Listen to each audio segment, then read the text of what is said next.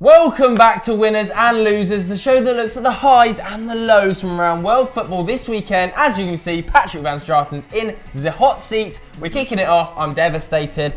Patrick, take me to Stamford Bridge, mate. Oh yes, Chelsea humiliated Man United 4-0 yesterday. Now this was a difficult game. We expected that Mourinho was going to try and close it down, but Pedro scored within 30 seconds and United's game plan flew out of the window. Chelsea have now lost none of their last 7 Premier League games versus United. And in Chelsea's last 3 games, they've scored 9, conceded 0 and taken 9 points. That's very impressive and a good reaction to that absolute shellacking they took at the Emirates. It was a horrible day out for United. The United fans, though, were singing away. Antonio Conte decided to whip up the Chelsea fans. Jose Mourinho not happy about that at all. But there's one guy who is in the ascendancy at the moment, and that's Eden Hazard. After pretty much a season off last year, he's now got the same number of goals this campaign as he did in the whole of last season. Though admittedly, that's only 4. Yeah, only 4, but the rest of the team has also been fantastic, specifically since they've moved to that 3-4-3 formation. And there's been 2 major beneficiaries of that change in formation. That's been the wing-backs. Victor Moses on the right side and Marcos Alonso on the left. Moses in this game was absolutely fantastic. Was probably Chelsea's best player, in my opinion, on the day. Maybe alongside Eden Hazard. On the left flank, Marcos Alonso filling in for Branislav Ivanovic, and he looks far, far superior to Branislav Ivanovic now. He bombs up the left, he's big, he's physical, he maintains that whole left side of the pitch almost by himself because Eden Hazard does so much work going forward. Also, the 2 central midfielders on the day were fantastic. Kept Paul Pogba so quiet, didn't they? Nemanja Matic, physical beast now, has 4 assists this season. That's joint top of the Premier League's assist charts, very impressive from him. And N'Golo Kante, aka the little Lionel Messi in that midfield, walking past Pogba and Smalling like they weren't on the pitch for his goal. A great day at the office for Antonio Conte's team, but how far do you think they can go, Pato? Well, they could go anywhere. I mean, this is still a very talented Chelsea side, and while they're a couple of years older than the last time they won the title when they weren't young, they are still very, very talented. This is a weekend where we saw a lot of European hangovers. Arsenal, Spurs, City, United, all these teams suffered as a result of having to play midweek. Look at Chelsea and Liverpool on the other hand, and they got their results. So without European football, they could go anywhere. But what do you guys think? Will they challenge for the title? Will they get into the Champions League places? Let us know in the comments below. First up in the losers category, I'm sorry, Joe, but it's Jose Mourinho. Oh, dearie me. The humiliated one, if you believe the British back pages this morning, of course, after having a little word in Antonio Conte's ear. However, he's on a horrible run at the moment. That was his worst ever Premier League defeat. He's actually lost 13 of his last 27 league games. That's quite incredible, given that he lost 13 of his previous 135. On the day, it all went wrong. We were terrible from 1 to 11. Daily Blind was an absolute disgrace. Paul Pogba in the midfield. I've never seen a performance like it. He was lashing out left, right and centre. Going forward, we were useless as well. Zlatan Ibrahimovic, by the way, so static, may as well add a wooden pole up front. Appalling performance. But that Europa League as well, it made the day even worse, because Thursday nights are a joke. As you can tell, Joe is a little bit annoyed, and it's not that surprising. Nobody has a good time when they go to Stamford Bridge. Even David De Gea, who did the best he could on the day. In 7 games at Stamford Bridge, he's conceded 15 goals. It's not particularly impressive. Mourinho, he's had a bad start to the season. 14 points United have collected from their first 9 games. Only in 2014-15 have they done worse when they collected 13 points. You know who else got 14 points from his first 9 games as United boss? That's right, it's Moisey. Unbelievable stuff. This is Zlatan's worst defeat in 16 years. This is Paul Pogba's worst defeat ever. As Joe says, Pogba getting frustrated, showing his age a bit and his inexperience with the way he was lashing out late on in the game. And to cap it all off, star defender, he's hit the ground running, Eric Bailly, but it might be a while before he's running again because he seems to have suffered what looks like a serious knee ligament injury. So that really is adding injury to injury for Man United. Tough times. Dearie me.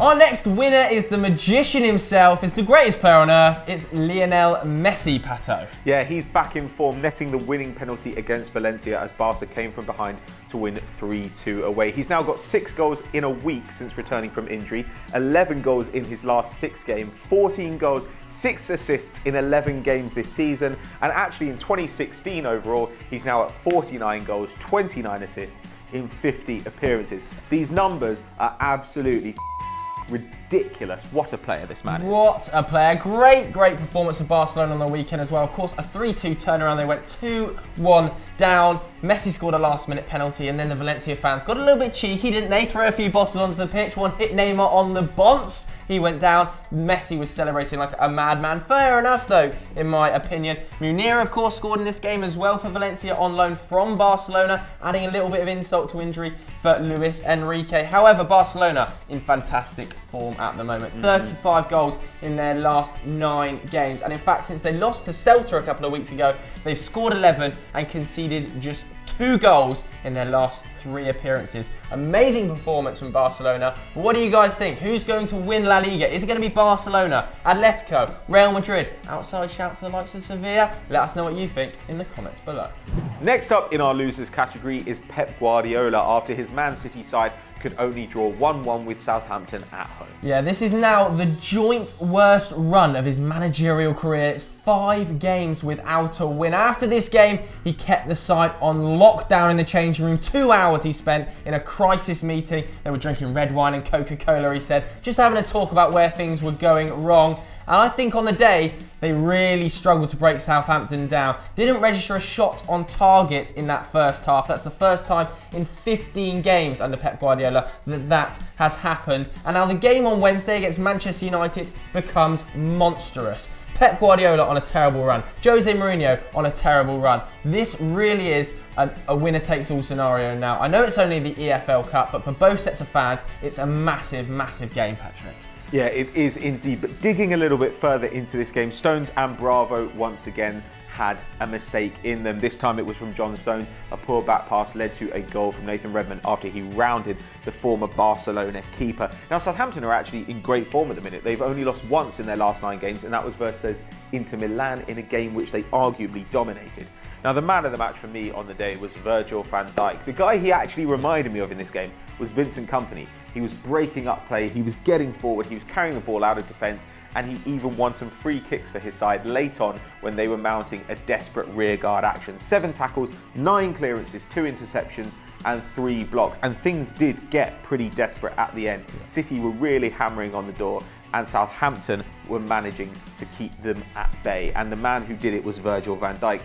Kevin De Bruyne is now injured for Man City. He limped off later on and was replaced by Kelechi Iheanacho. Yes. It's bad news for City. It's very bad news for my fantasy football team, which at the moment is tearing up the division. It's disgusting, to be honest. But that back 3 of Kolarov, Kompany and Stones was a little bit ropey on the day. Yeah. Kompany, admittedly coming back from injury, he was a little bit slow, late to every ball, got himself a booking, and was perhaps lucky not to see red before he trudged off late on.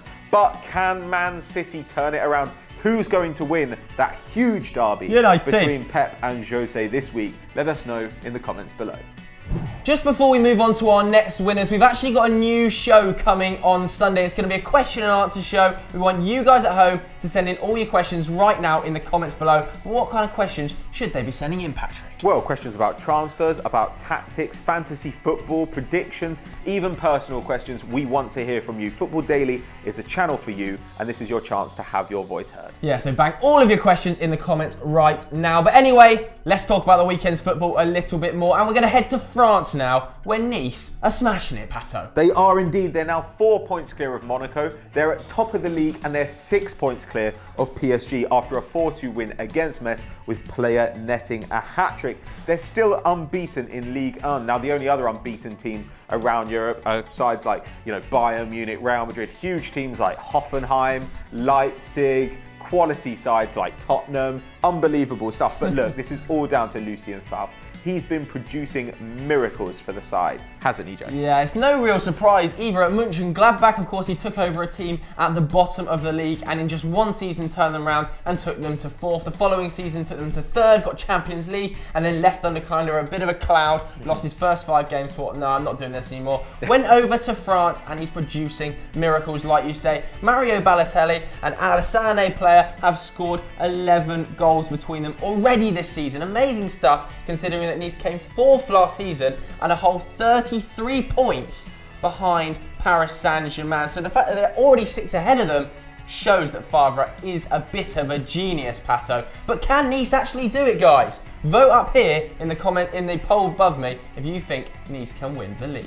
Staying in France, we turn to Lyon, who lost 3-1 to Guingamp this weekend. Yeah, they're now 10th in Ligue, and I never thought I'd see the day where Olympique Lyonnais are in 10th in the French League. That is a disgrace, by the way. They've lost 5 of their 10 games this season already. What on earth is going on down there? They went 1-0 up in this game thanks to a penalty as well, conceded just after half-time before then going on to concede later in the game. Unacceptable for a team as big as Lyon, Pato. Well, look, their form has been bad, but perhaps they were a little bit unlucky in this game. They had 64% of the possession. Now, that doesn't always determine the result, but in shots, they were dominant as well. 15 shots, 4 on target. Compare that to Guingamp's 3 shots, all of which went in. That's absolutely ridiculous. But Lyon have now lost their last 3 games, and in their past 6 games have won only 1. Now, Lacazette's still pulling his weight. He's got 7 goals. He's their top scorer. But after that, the next highest scorer is Nabil Fekir, who's coming off that cruciate injury. If they want to do better, then they need their whole team to come together and produce their best. Unlucky, Lyon. This is another bad result for you, and that's why you're in our losers. So that's all we've got time for today, guys, but please don't forget to get your questions in the comments for the Sunday show. We want everything from how are Southampton doing it to what grooming instrument does John Babb use on his beard, because it's disgusting, lads.